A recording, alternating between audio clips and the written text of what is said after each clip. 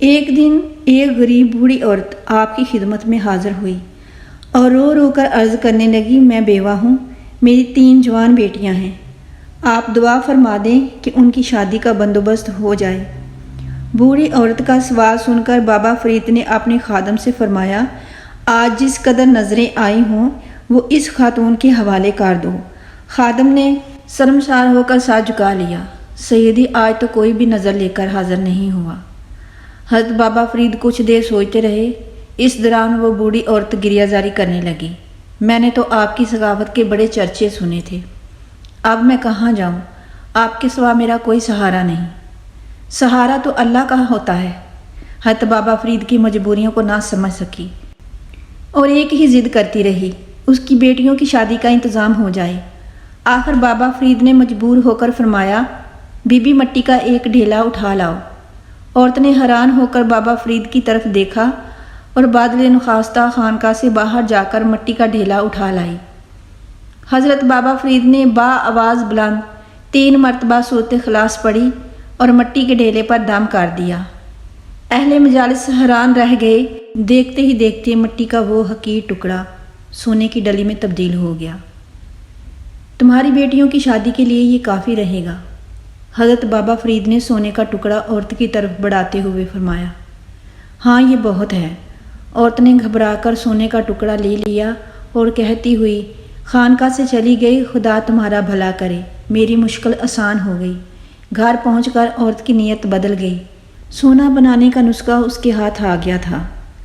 لالچی عورت نے غسل کیا، صاف کپڑے پہنے اور خوشبو لگا کر پھر بڑے بڑے پتھر سامنے رکھ کر سورۃ اخلاص کا ورد کرنے لگی۔ حضرت بابا فرید نے سورۃ اخلاص صرف 3 مرتبہ پڑھی تھی، مگر اس عورت نے اپنے عمل میں شدت پیدا کرنے کے لیے 300 بار پڑھی اور پتھروں پر دم کر دیا۔ عورت کا خیال تھا کہ یہ سارے پتھر آن کی آن میں سونے کا ڈھیر بن جائیں گے۔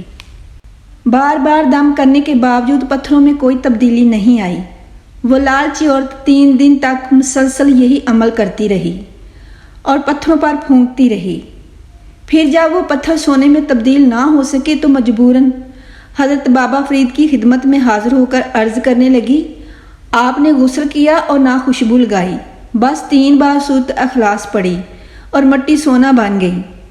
میں نے پورے گھر کو خوشبوؤں سے مہکا دیا، کلام الہی کا ورد کرتے کرتے اپنی زبان گھس ڈالی، مگر پتھر پتھر ہی رہے۔ آخر کیوں؟ بوڑھی عورت کی بات سن کر بابا فرید مسکرا دیے، اللہ نے تمہاری بیٹیوں کی شادی کا بندوبست کر دیا، اس کا شکر ادا کر اور اپنے ذہن کو دوسرے معاملات میں نہ الجھا۔ نادان عورت پر بابا فرید کی اس نصیحت کا ذرا بھی اثر نہیں ہوا، وہ ایک ہی ضد کرتی رہی، آخر میرے عمل میں کیا کمی رہ گئی تھی کہ پتھر سونا نہ بن سکا؟ تیرے عمل میں کوئی کمی نہیں رہ گئی تھی، حضرت بابا فرید نے پرسوز لہجے میں فرمایا۔ غسل کا اہتمام بھی تھا، خوشبو کی کثرت بھی تھی، محنت اور ریاضت بھی تھی، غرض تیرے پاس سب کچھ تھا، بس تیرے منہ میں فرید کی زبان نہیں تھی۔ یہ کہتے کہتے بابا فرید کی آنکھوں میں آنسو آ گئے۔ یہ اظہار تشکر کے آنسو تھے کہ اللہ پاک نے اپنے بندے کی زبان میں کیمیائی تاثیر پیدا کر دی تھی۔